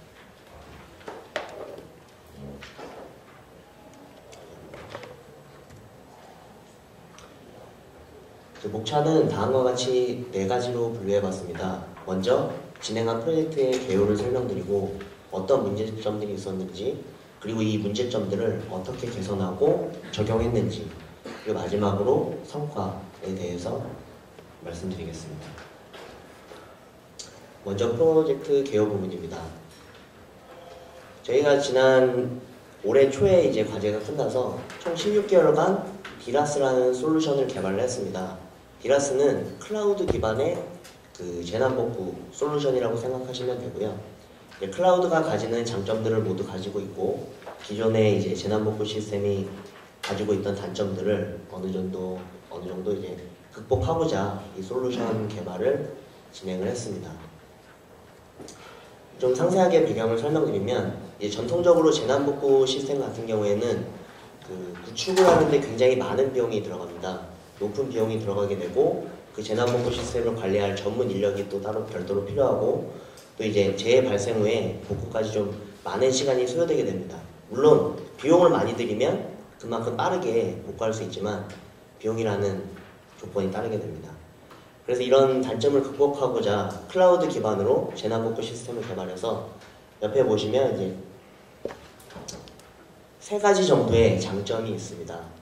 우선 비용 절감이 한 50에서 70% 정도 기존 DR 시스템보다 절감이 되고요. 그리고 이제 재난복구 쪽, 이제 복구 쪽에서 가장 중요하게 생각하는 리커버리 타임과 리커버리 포인트, 이 2가지 포인트에서도 큰 장점을 가지고 있습니다. 리커버리 타임은 얼마나 빨리 복원시킬 수 있는가, 그리고 리커버리 포인트는 얼마나 적은 데이터를 유실시키고 백업을 해놓는가에 대한 부분이고요. 이제 일반적인 기존 전통 GR과 비교했을 때는 좀 월등한 성능을 보여주고 있습니다. 첫 번째 배경은 이렇게 되고, 두 번째로는 이제 보안 위협의 증가, 즉 요즘 이슈가 많이 되고 있는 랜섬웨어라든가 사이버 테러, 그리고 내부자 위협으로부터 비즈니스의 연속성을 위협받는 부분을 저희가 이제 어느 정도 커버하고자 이 DR 솔루션을 개발하게 되었습니다. 본 프로젝트에는 총 3개의 기관이 참여를 했습니다. 믹스테크가 주관 기관으로 참여를 했고요. 이제 클라우드 백업 전문 솔루션 기업인 이노티움과 그리고 클라우드 기술을 갖고 있는 숭실대학교가 참여를 해서 진행을 하게 되었습니다. 믹스테크는 간단하게 설명을 드리면 20년간 이제 정보보안 소프트웨어를 개발을 한 업체고 본 과제에서는 디라스 프레임워크와 하이퍼바이저 복제 기술을 개발을 진행했습니다. 이노티움은 이제 백업 부분 앞부분에서 잠깐 설명드렸던 RPO라는 그 부분에서 이제 실시간 데이터 백업을 하는 부분에 대해서 개발을 하였고, 숭실대는 이제 클라우드 플랫폼의 성능 최적화와 기타 알고리즘들을 개발 진행하였습니다. 프로젝트는 개요는 간단히 이렇게 설명드렸고요. 이 프로젝트를 진행하면서 처음에 몇 가지 문제점들을 발견할 수가 있었습니다. 물론 여러 기관들이 참여를 했고, 그리고 또 품질 프로세스에 대해서도 좀 문제점들을 발견했는데, 그 문제점들에 대해서 간단하게 정리를 하면 다음과 같습니다. 총 3개 기관이 참여를 했지만 품질 프로세스를 갖고 있는 조직은 믹스테크 뿐이었습니다. 믹스테크는 기존에 이와 같은 품질 프로세스를 갖고 있었지만 다른 2 기관에서는 전담 품질 조직이 없었고 품질 프로세스가 별도 존재하지 않았습니다. 물론 품질 활동이 전혀 없었던 것은 아닙니다. 개발자분들이 일부 품질 활동을 수행을 하고 있었지만 실제 QA가 하는 그 정도의 수준까지는 도달하지 못했습니다. 그리고 또 프로젝트를 이제 3개 기관이 진행하는 만큼 이제 프로젝트 관리 부분에서 서로 다른 관리 포인트, 그러니까 소스 코드 형상 관리도 서로 다르게 되었고 이슈 관리도 서로 상이한 부분이 이 과제를 진행하는 데 좀 문제가 되었습니다. 그리고 마지막으로 이제 가장 큰 부분이었는데요. 아무래도 처음 프로젝트를 진행하고 아이템을 기획하고 하면서 요구사항이 이제 지속적으로 계속 변경되는 부분에 있어서 추적이 초반에는 불가능해서 이 부분에 대한 리스크를 측정을 할 수가 없었습니다. 그래서 이런 지금 현재 서로 다른 프로세스에 따른 이런 문제점들이 있었고요. 그 다음에 이제 요구되는 품질 수준입니다. 그 재난복구 솔루션인 만큼 그 안정성, 매우 높은 안정성을 요구하게 되는데 현재 그 세계 기관의 품질 활동과 프로세스를 봤을 때는 다음과 같은 문제들이 있습니다. 우선 대부분의 기관이 블랙박스 테스트만 수행하고 있었고 산출물들이 많이 없었습니다. 예를 들면 이제 설계서, 물론 상위 레벨 설계서 같은 건 있었지만 클래스 단위의 설계서 같은 부분도 많이 존재하지 않았고 이제 그런 검토 프로세스 같은 것들도 존재하지 않았습니다. 이런 것들로 인해서 이제 품질 보장이 좀 어려웠고 품질 비용이 증가가 예상된다는 그런 결과가 나왔습니다. 이건 블랙박스 테스트와 좀 상관된 부분인데요. 그 정적 분석이나 아무래도 코드 품질에 대한 그런 프로세스가 잘 존재하지 않았기 때문에 이제 이런 기술 구체에 대한 문제점도 노출이 되었습니다. 그리고 이제 잠재적으로 좀 부족한 부분들이 좀 존재를 했습니다. 소프트웨어 공학 기술에 대한 자체 적용한 경험이 많이 부족했고 그리고 그 많은 기술들 중에서 어떤 게 적합한 기술인지 어떤 걸 적용해서 그 프로세스를 개선해야 되는지에 대한 이해도도 많이 떨어졌습니다. 그리고 품질 활동에 대한 인식 부족, 아까 잠시 말씀드렸었는데 품질 조직이 없는 그 기관도 있었고 그런 조직들에서는 개발자분들이 아무래도 이제 이 활동이 왜 필요한지에 대한 필요성, 물론 필요성이 이제 사회적으로 이슈가 되는 부분도 있지만 그런 필요성들을 직접적으로 느끼기에는 좀 많이 인식이 부족했습니다.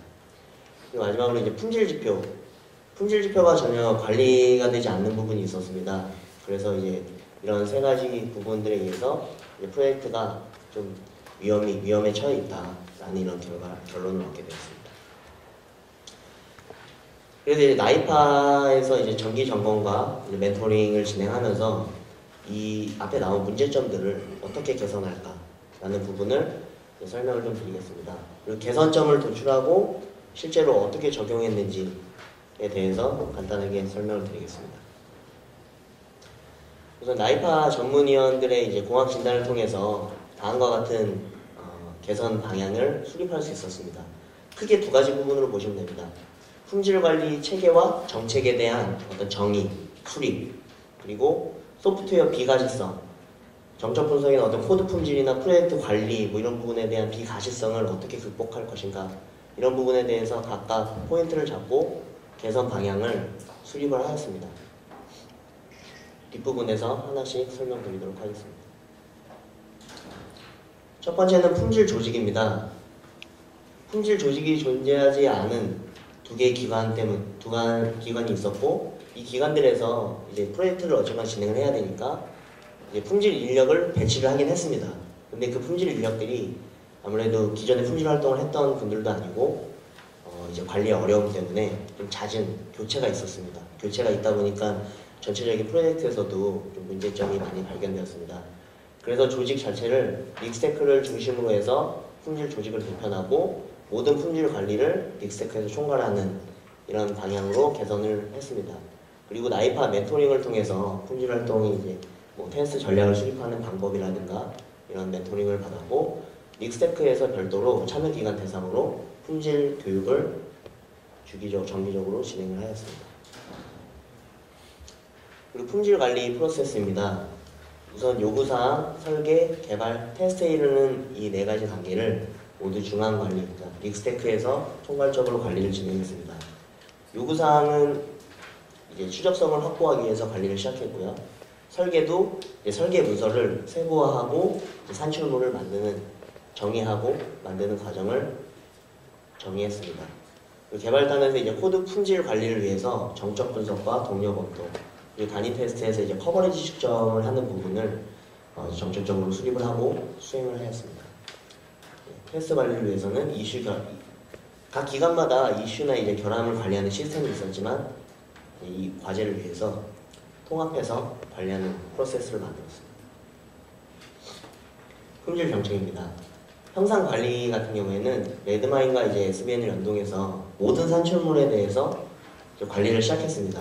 그러니까 소스 코드 같은 경우에는 이제 많이 다른 기관들에서도 소스 코드나 SVN을 이용해서 관리를 했었는데 문서 같은 경우에는 이제 형상 관리가 되지 않는 부분이 굉장히 많았습니다. 그래서 이제 문서도 동일하게 SVN으로 형상 관리를 시작을 했습니다. 그리고 이제 검토 프로세스를 이렇게 정의를 한 뒤에 검토가 완료된 뒤에만 그 버전을 업데이트할 수 있도록 그런 프로세스를 확립을 했고요. 이슈 관리 같은 경우에도 이제 레드마인을 이용해서 뭐 결함이나 아니면 위험 같은 이슈를 관리를 시작을 했습니다. 이 잘은 안 보이는데 현재 이게 이슈 관리가 되고 이슈 관리 프로세스를 그려놓은 거죠. 예, 이 부분이 이번 과제를 하면서 저희가 가장 도움이 많이 됐던 부분이라고 생각을 합니다. 기존에는 요구사항에 대한 관리가 체계적으로 되지 않아서 예를 들어 요구사항이 변경되면 어떤 부분에서 문제가 생기는지 그리고 어떤 리스크가 있는지에 대해서 전혀 파악을 할 수가 없었는데 이 과제를 통해서 지금 아래 보시면 이게 실제 요구사항 추적표를 생성하고 이렇게 관리를 직접 진행을 했습니다. 그러니까 요구사항을 도출하고 설계, 각각의 설계 단계 뭐 하이레벨 설계서, 하이레벨 설계서, UI, 그리고 소스 코드, 그리고 클래스 단위로 이런 식으로 모두 요구사항에 매핑을 해서 추적을 이제 시작을 했습니다. 이게 굉장히 도움이 많이 됐던 부분은 요구사항이 변경됐을 때 어떤 부분에서 영향이 있는지 바로 알 수가 있었고요. 그 영향을 측정해서 리소스 관리를 좀 더 효율적으로 할 수 있었습니다. 다음은 이제 코드 품질 확보를 위해서 이제 3가지의 포인트를 가지고 저희가 이제 정책을 수립했습니다. 이제 단위 테스트를 강화했는데요. 기존의 개발자들이 단위 테스트를 진행할 때는 물론 단위 테스트 단순히 이제 그 케이스 정도만 만들고 케이스 진행을 했는데 이번 과제를 통해서 이제 커버리지를 본격적으로 측정하고 커버리지가 목표치에 도달하지 않으면 이제 다시 수정을 하는 그런 과정을 계속 거쳤고요. 그리고 이제 정적 분석 같은 경우에는 닉스테크에서는 기존에 진행을 했는데 다른 그 기관들에서도 강제적으로 좀 진행할 수 있도록 모든 소스 코드에 대해서 정적 분석을 수행하는 과정을 넣었습니다. 그리고 마지막에는 이제 코드 리뷰 부분인데요. 이 부분은 전체 기간이 좀 많이 부족했던 것 같습니다. 그 동료 검토 같은 프로세스가 존재하지 않았고 그래서 이제 그 부분에 대해서 어떻게 수행할지 정책을 수립하고 진행하였습니다. 이 코드 품질을 확보하는 데는 굉장히 좀 애로사항이 많았습니다. 그러니까 커버리지 측정이나 정적 분석 같은 경우에는 기존에 전혀 진행이 안 됐던 프로세스라서 이제 아무래도 프로젝트 시간이 16개월로 한정되어 있었는데 그 한정된 시간에 좀 불필요한 과정이 아닌가라는 의견도 많았고요. 그래서 이제 그런 부분도 많았고 커버리지 측정에서도 초반에 너무 높게 저희가 80%로 이제 커버리지 그 기준을 잡았었는데 이게 좀 너무 높게 잡았던 점이 있었고 그리고 소스 코드가 모든 소스 코드를 리뷰를 하는 것이 좀 불가능했습니다. 그래서 이제 다음과 같이 좀 해결 방안을 했습니다. 인식을 개선하는 부분은 이제 나이파 분들의 도움을 많이 받았고요. 그 정기 점검이나 이제 멘토링이나 이런 계속 지속적으로 이제 인식을 개선할 수 있도록 교육이나 이런 부분을 진행했고, 근데 이제 실제로 정착되기까지 저희 과제가 16개월 동안 진행했는데 거의 6개월간은 좀 과도기, 그러니까 이걸 해야 되나 말아야 되나 얘기도 많았고 하긴 했지만 그런 부분이 좀 6개월이 걸렸습니다. 6개월 후부터는 이제 어느 정도 개발자분들도 이해를 하고 중요한 프로세스라는 거를 깨달으시고 이렇게 진행할 수 있습니다. 이제 커버리지 측정을 이제 저희가 80%로 잡았는데 굉장히 수치가 굉장히 높아서 많이 도달이 안 되더라고요. 그래서 이거는 좀 전문위원분들의 좀 도움을 얻어서 60% 정도가 적당하다라고 60%로 이제 하향 조정을 했고요.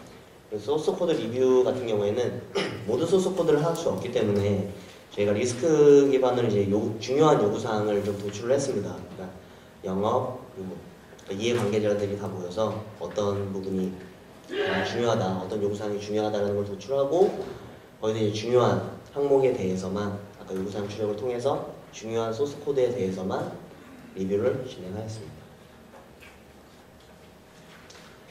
다양한 도구를 활용을 했는데요. 이제 정적 분석 같은 경우에는 그 기존의 닉스테크에서 커버리티라는 상용 도구를 사용을 하고 있었습니다.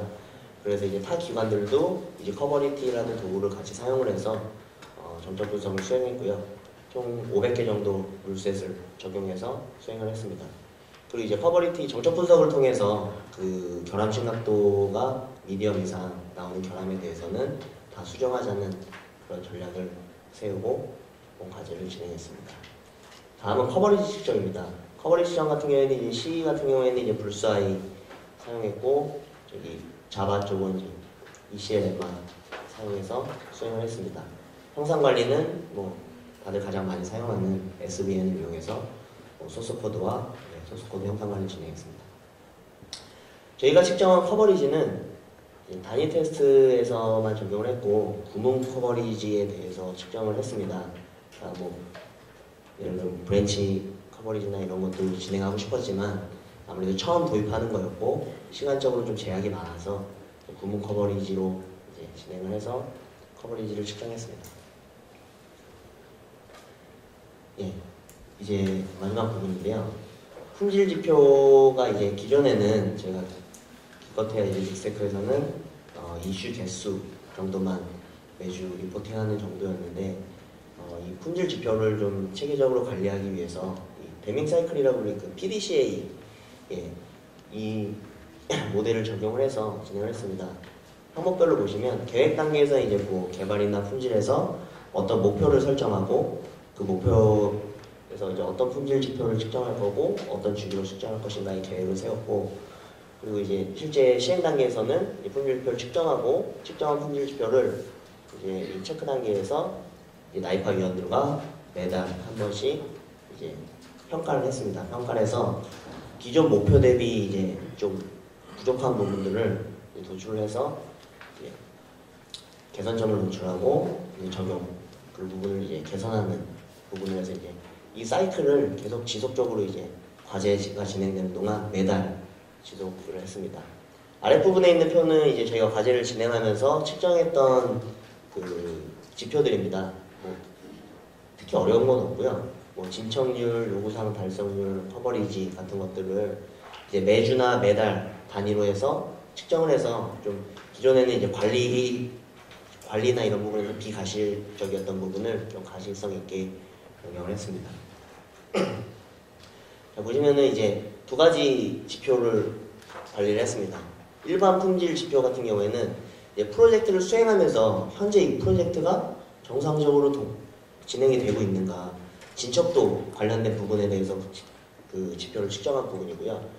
릴리즈 기준 지표라는 건 이제 저희가 이제 올해 초에 과제를 마쳤을 때 이 과제의 결과물이 정말 우리가 원하는 그 제품이 맞는가라는 그 부분을 측정하기 위해서 이게 두 개를 좀 별도로 관리를 했습니다. 근데 사실 좀 중복되는 항목들도 꽤 있습니다. 예, 이렇게 해서 지금 품질 활동을 열심히 개선을 했고 이를 통해서 이제 어떤 성과가 있었는지 보시면 총 4가지 포인트로 잡았습니다. 우선 프로세스 및 정책을 개선을 진행을 했고요. 그리고 도구의 활용, 그리고 형상 관리와 요구사항, 아까도 좀 저희가 많이 도움을 받았다고 했던 요구사항 관리, 그리고 산출물 품질 강화. 그래서 이렇게 좀 4가지 포인트로 저희가 이번에 품질 역량을 좀 강화할 수 있는 계기가 되었습니다. 그리고 이제 가시성 확보 부분입니다. 지표 관리를 통해서 이 프로젝트의 진척도와 뭐 코드, 품질 같은 것들을 가시성 있게 관리할 수 있었고, 요구사항 관리, 앞부분은 좀 겹칩니다. 산출물 체계와 정적 분석, 커버리지. 이렇게 좀 소프트웨어 가시성을 이루고자 좀 많이 노력을 했는데, 저희가 느끼기에는 결과는 나름 만족스럽게 생각하고 있습니다. 이제 프로젝트 완료하고 이제 저희 닉스테크에서 실제로 이 과제에서 했던 부분을 적용하거나 아니면은 좀 개선된 부분들에 대해서 설명을 드리면, 그 품질 활동을 이제 진행을 하시다 보면 아무래도 산출물도 아까 먼저 발표하신 분들에게서는 산출물이 굉장히 많아지고, 이 도구를 사용함으로써 이제 관리 포인트가 굉장히 많아지는 것 또한 이 QA팀에서 좀 가장 힘든 부분이 아닌가 생각합니다. 그래서 저희는 지금 관리 도구를 웬만하면 지금 쉐어포인트라는 그 MS 협업 포털 협업 도구로 다 이동을 했고요.